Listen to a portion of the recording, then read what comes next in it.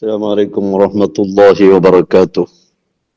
الحمد لله الصلاة والسلام على رسول الله وعلى آله وصحابه الفائزين برضا الله أما بعد. ബഹുമാനികളെ, അഷ്റഫുൽ ഖൽഖായ മുത്ത് മുസ്തഫ സല്ലല്ലാഹു അലൈഹി വസല്ലം തങ്ങളുടെ പ്രിയപുത്രി ഫാത്തിമ റളിയല്ലാഹു അൻഹ, അവരുടെ ആണ്ടുദിനമാണ് റമളാൻ 3. ഓർമ്മ ദിനം, അവിടത്തെ ഓർക്കുന്ന ദിനമാണ്. എന്നും എപ്പോഴും അവിടത്തെ നാം ഓർക്കുന്നവരാണ്. പക്ഷേ ഈ ദിനത്തിൽ പ്രത്യേകമായി ഓർക്കുകയും അവിടത്തെക്കുറിച്ച് പറയുകയും ചെയ്യുന്നു.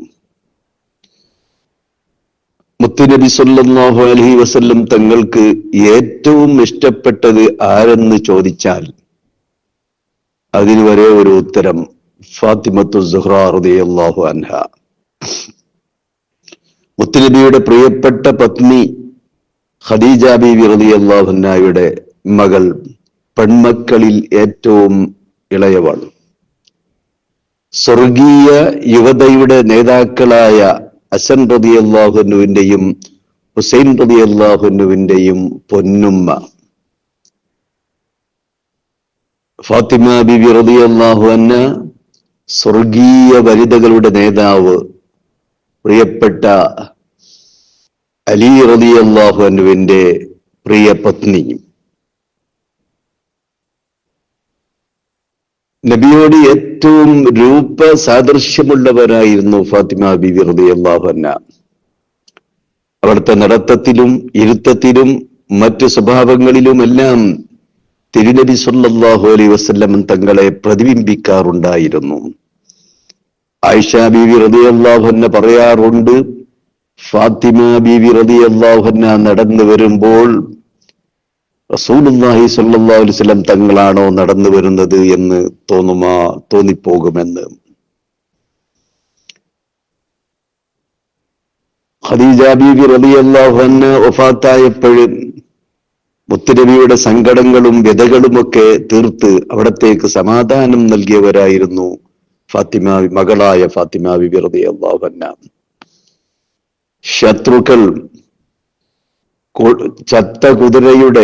ചത്ത ഒട്ടകത്തിന്റെ കുടൽമാല അവിടത്തെ കണ്ടത്തിലിട്ടപ്പോൾ, അവിടുന്ന് നിസ്കാരവേളയിൽ സുജൂദിലായിരുന്നപ്പോഴും അവർ ഒട്ടകത്തിന്റെ കുടൽമാല കൊണ്ടുവന്ന് കഴുത്തിലിട്ടപ്പോഴ് അത് കണ്ട് ഓടിയെത്തി അതെടുത്ത് നീക്കി സമാശ്വസിപ്പിച്ചവരാണ് ഫാത്തിമ ബീവി റളിയല്ലാഹു അൻഹ.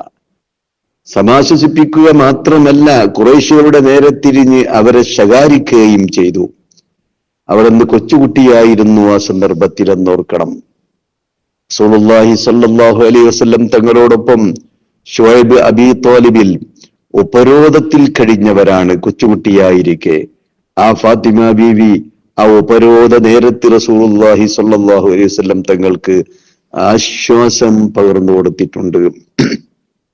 പച്ചിലകളും മറ്റും തിന്നുകൊണ്ട് ആ ഉപരോധത്തിൽ കഴിഞ്ഞുന്ന നേരത്ത് മുത്തുനബിക്ക് ആശ്വാസം പകർന്നു കൊടുത്തിട്ടുണ്ട്. അവിടത്തേക്ക് ഒരു സ്ഥാനപ്പേര് മുത്തുനബി തന്നെ കൊടുത്തിട്ടുണ്ട്, ഉമ്മു അബീഹ. അവരുടെ പിതാവിന്റെ ഉമ്മ, അവരുടെ പിതാവായ റസൂലുള്ളാഹി സ്വല്ലല്ലാഹു അലൈഹി വസല്ലം. റസൂലുള്ളാഹി സ്വല്ലല്ലാഹു അലൈഹി വസല്ലം തങ്ങൾ പറയാണ്, എന്റെ ഉമ്മയാണ് എന്റെ മോള് എന്ന് പറഞ്ഞാൽ അതിന്റെ അർത്ഥം, ഒരു ഉമ്മ ഒരു മകനെ ഏത് നിലക്കൊക്കെ നോക്കുമോ, സംരക്ഷിക്കുമോ, ആ നിലക്ക് നബി സല്ലല്ലാഹു അലൈഹി വസല്ലമയെ നോക്കിയ പൊന്നുമോളായിരുന്നു ഫാത്തിമ ബീവി റളിയല്ലാഹു അൻഹ. തികച്ചും സ്ഥാനപ്പേരിന് അർഹരായിരുന്നു അവർ.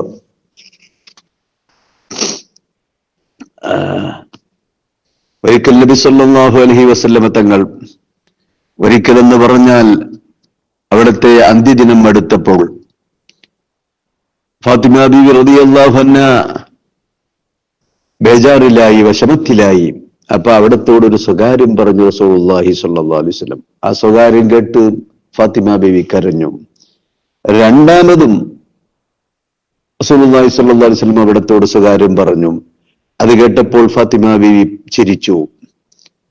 ആയിഷ ബീവി റളിയല്ലാഹു അൻഹ ചോദിച്ചു, എന്താണ് സ്വകാര്യം പറഞ്ഞത്? എന്തിനാണ് നിങ്ങൾ ആദ്യം സ്വകാര്യം പറഞ്ഞപ്പോൾ കരഞ്ഞതും പിന്നെ സ്വകാര്യം പറഞ്ഞപ്പോൾ ചിരിച്ചതും? ഫാത്തിമ ബീവി പറഞ്ഞു, ആ രഹസ്യം ഞാൻ വെളിവാക്കുകയില്ല എന്ന്. പിന്നീട് അഷ്റഫുൽ ഖൽഖായ മുത്ത് മുസ്തഫ സല്ലല്ലാഹു അലൈഹി വസല്ലം തങ്ങൾ വഫാത്തായപ്പോൾ ആയിഷ ബീവി വീണ്ടും ചോദിച്ചു, ഇപ്പോൾ ആ രഹസ്യം പറയാമോ എന്ന്. ഫാത്തിമ ബീവി റളിയല്ലാഹു അൻഹ പറഞ്ഞു, ആദ്യം എന്നോട് പറഞ്ഞത് അവിടുത്തെ മരണം അടുത്തിരിക്കുന്നു എന്നാണ്. അത് കേട്ടപ്പോ ഞാൻ കരഞ്ഞുപോയി. രണ്ടാമത് എന്നോട് പറഞ്ഞത് എന്റെ കുടുംബത്തിൽ നിന്ന്, മുത്തുനബിയുടെ കുടുംബത്തിൽ നിന്ന് ആദ്യമായി മുത്തുനബിയുടെ അടുക്കലേക്ക് ചെല്ലുന്നത് ഞാനാണെന്ന്. അത് കേട്ടപ്പോ എനിക്ക് സന്തോഷമായി, ഞാൻ പുഞ്ചിരിച്ചു. റസൂലുള്ളാഹി സ്വല്ലല്ലാഹു അലൈഹി വസല്ലം തങ്ങൾ വഫാത്തായി 6 മാസം കഴിഞ്ഞപ്പോൾ ഫാത്തിമ ബീവിയും വഫാത്തായി മുത്തുനബിയുടെ അടുക്കലേക്ക് പോയി. 29 വയസ്സായിരുന്നു അന്ന്. ചെറുപ്രായമാണ്. ആ ചെറുപ്രായത്തിൽ തന്നെ അവിടെ നിന്ന് ഈ ദുനിയാവുമായി വിട്ടുപിരിഞ്ഞ് അവിടത്തേക്ക് വലിയ ആഗ്രഹമായിരുന്നു ഉപ്പാന്റെ കൂടെ കഴിയണമെന്നുള്ളത്. ഉപ്പാക്ക് വേണ്ടി ആണ് അവിടുത്തെ ജീവിതം മുഴുവനും. അവിടുത്തെ വിവാഹം കഴിഞ്ഞ ശേഷവും അങ്ങനെ തന്നെയായിരുന്നു.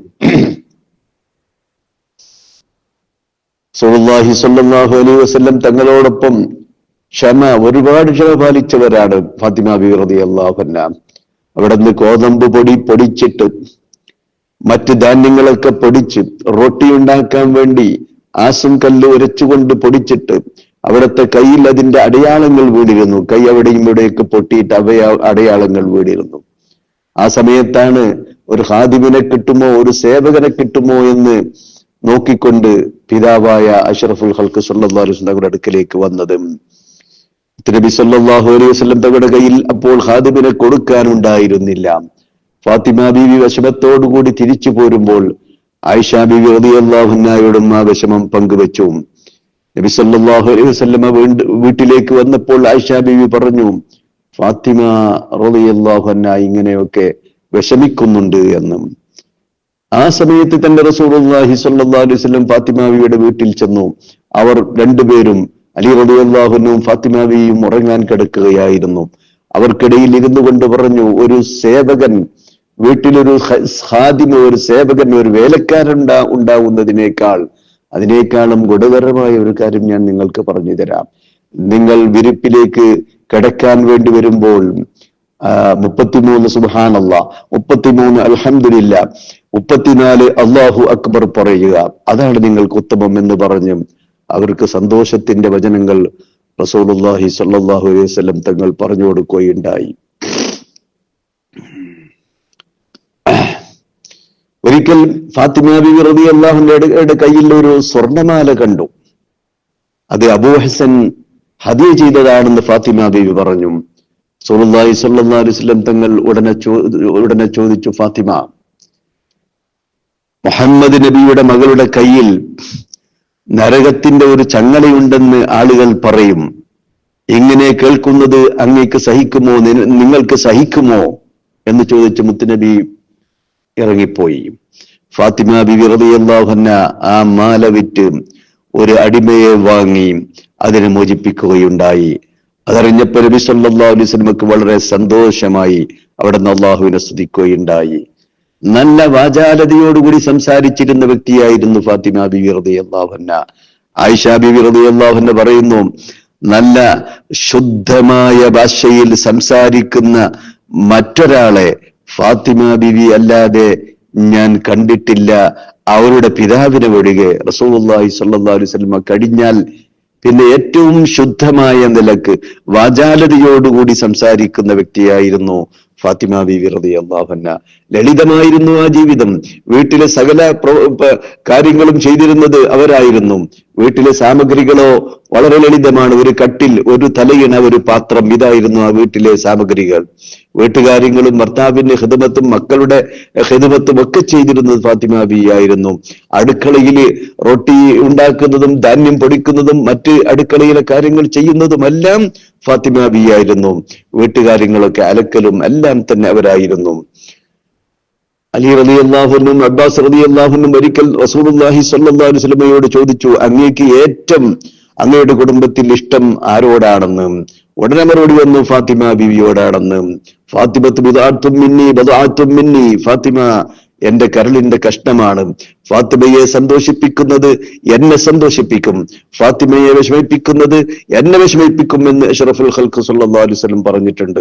മുത്തുനബി നാട് വിട്ട് എവിടെ പോയാലും, യുദ്ധത്തിനോ മറ്റോ, സ്വന്തം സ്ഥലത്തിൽ നിന്ന്, താമസ സ്ഥലത്തിൽ നിന്ന് അകലെ പോയി തിരിച്ചു വരുമ്പോൾ ആദ്യം കയറിയിരുന്നത് ഫാത്തിമ ബിബി റളിയല്ലാഹു അൻഹയുടെ വീട്ടിലാണ്. അവിടത്തെ കണ്ടിട്ട് മറ്റ് തന്റെ ഭവനങ്ങളിലേക്ക് പോവാറുണ്ടായിരുന്നുള്ളൂ. ഫാത്തിമ വരുന്നത് കണ്ടാൽ, മകൾ ഫാത്തിമ വരുന്നത് കണ്ടാൽ നബി സല്ലല്ലാഹു അലൈഹി വസല്ലം എഴുന്നേറ്റ് ചെന്നുകൊണ്ട് അവിടത്തെ സ്വീകരിക്കുമായിരുന്നു. എന്നിട്ട് തലയിൽ ചുംബിക്കുമായിരുന്നു. തന്റെ സ്വന്തം ഇരിപ്പിടത്തിൽ, മുത്തുനബിയുടെ സ്വന്തം ഇരിപ്പിടത്തിൽ മജ്ലിസിൽ ഇരുത്തുമായിരുന്നു. അതായിരുന്നു ഫാത്തിമ ബിയുമായി നബി സല്ലല്ലാഹു അലൈഹി വസല്ലം തങ്ങൾക്കുണ്ടായിരുന്ന ആ അതിരറ്റ ബന്ധം. ഫാത്തിമ ബിബി റളിയല്ലാഹു അൻഹ നമുക്ക് മാതൃകയാവണം. പ്രത്യേകിച്ച് പെണ്ണുങ്ങൾ അവിടുത്തെ മാതൃകയാക്കണം, അവരുടെ ജീവിതം അനുകരിക്കണം. ഇന്നേ ദിനവും എല്ലാ ദിനവും ഫാത്തിമ ബിയുടെ പേരിൽ ഓരോ ഫാത്തിഹയെങ്കിലും ഓതണം. ഖത്തം ഓതാൻ കഴിയുന്നവർ ഖത്തം ഓതണം, യാസീൻ ഓതാൻ കഴിയുന്നവർ യാസീൻ ഓതണം, ഫാത്തിഹ ഓതാൻ കഴിയുന്നവർ ഫാത്തിഹ ഓതണം. എല്ലാ ദിവസവും ഓരോ മുത്തുമുഅ്മിനീങ്ങളും ഫാത്തിമ ബീവിയുടെ പേരിൽ ഫാത്തിഹ ഓതണം. അള്ളാഹു അവരോടൊപ്പം, മഹത്തുക്കളോടൊപ്പം, നല്ലവരായ അള്ളാഹുവിന്റെ ഇഷ്ടദാസന്മാരോടൊപ്പം നമ്മയും സുഖലോക സ്വർഗത്തിൽ ചേർക്കുമാറാവട്ടെ, പ്രവേശിപ്പിക്കുമാറാവട്ടെ.